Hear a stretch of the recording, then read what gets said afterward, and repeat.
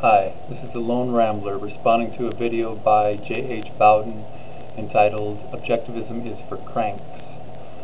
In this video I'm going to only take on 2 points of concern: the idea of using the word validity when we're talking about the senses or sense perception, whether there's a way that you can use the word validity, and whether you can make a syllogism which is valid and proves that the senses they work, and the validity will be found in the syllogism that the premises do imply the conclusion. The other thing I'm going to talk about is a priori knowledge, and I'm going to mention that there are 2 kinds of a priori knowledge, and Rand only rejected one kind, and we'll look into that after we talk about the idea of validity of the senses. Okay, sense perception validity. Now, you think that we shouldn't use the word valid because valid pertains to arguments like you go from 2 premises to a conclusion, and I agree that that's validity. The idea of the senses themselves and the arguments for the senses that mix there, that's probably what's ambiguous here and prevents clear thought on the matter. Now, I'll give you an example of a syllogism that's used by skeptics that is not, while it has true premises, it's not valid. Okay, here it comes. A skeptic might say to you, a stick in the water appears bent. A straight stick. That would be premise number 1. Premise number 2 would be, but a stick in the water isn't bent. Ooh.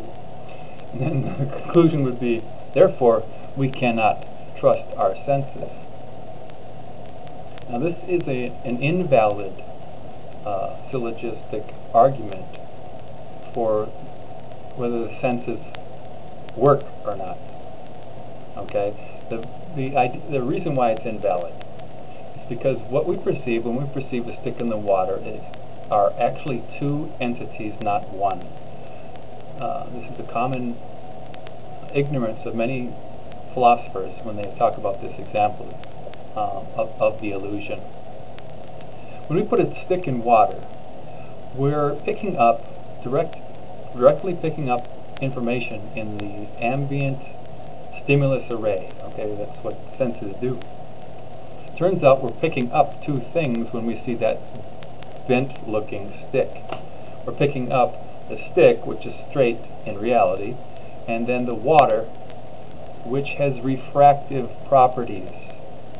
Okay, it's a medium that bends light, and that's what so if you look at that argument, that skeptical argument, what you find is the senses actually do work. They're picking up exactly what's in our ambient stimulus array. They're picking it up without interpretation, without deceit. They're picking up exactly what's coming in. And that's the reason why we learned about refraction. Okay, so we were looking at one entity alone, or they were, and they needed to be concerned about 2 entities, water and the stick. So that's invalid. Let me try for a proper, valid argument for the senses. Here we go. I'm going to read this off.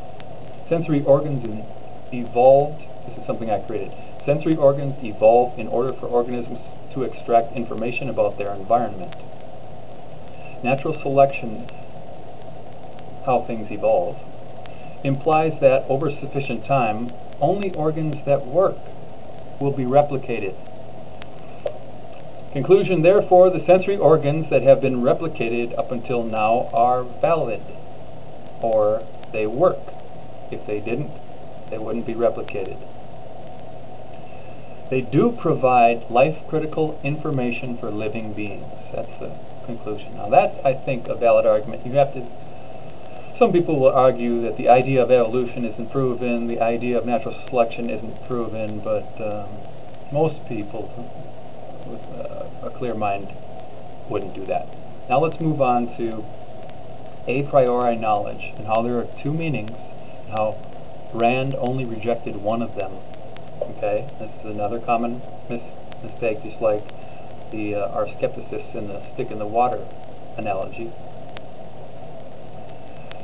The question of a priorism by Barry Smith is an article on the internet. It can be found if you Google 2 words. This will help you in understanding what I'm about to say. The 2 words are the word question and the word a priorism as one word. The A is not separated from priorism. If you Google that, it will be the first hit. Okay. In this article, Barry Smith introduces 2 kinds or meanings of a priorism. First meaning was one that was at least popularized by Kant. Okay, it's innate knowledge, something you were born with in virtue of being human, something somehow passed some way, maybe genetically or by some mystical means. You're just born with knowledge in your head. That's what Barry Smith calls the impositionist view, where you're imposing something, making it have to come out true before you had any experience. The second view of Barry Smith, now Rand, by the way, she attacked Kant's position, the innate knowledge. You've got it in your brain, and it can't be wrong. You were born with it. It did not require any experience of the world. Okay, no sensory pickup of the environment was required for that kind of a priori knowledge. The second one, Barry Smith calls the reflectionist view of a priorism. And in this view, it's when learned knowledge becomes certain. Now, if you study geometry, you will learn that the shortest distance between 2 points is a straight line. And after you've learned it, you will never have to check it again.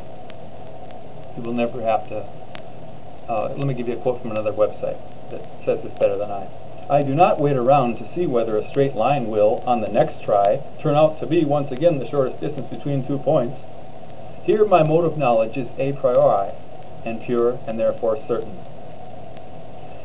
Now that's Carolyn Ray's website, enlightenmentsupersaturated.com, I believe. So there's basically, we get an a priorism where we get some experience of reality, and because reality and identity aren't things that change, once we know something, like the distance between 2 lines, or 2 points, we don't need any more experience to know it. We can say with certainty, in the next experiment, when we try out different lines, it's going to be the straight line that's the shortest distance. We do not need or rely on further experience. So it's further experience. This is something that Rand would not deny, that once we learn something, we really know it. In fact, she's one of the philosophers who championed that very notion, that you do know what you know. It's certain. There's a way to be certain. That's my alarm, so I'm going to have to wrap it up.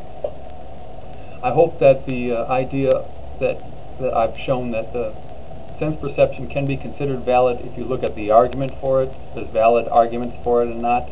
Basically, valid is a stand-in for it's working, and we can prove it with the syllogism. It works. And a priori knowledge, having the 2 senses, the inborn knowledge, and then the reflectionist learned knowledge, which does not need to be experienced ever again. So at that, I'll conclude the video, and thank you for watching.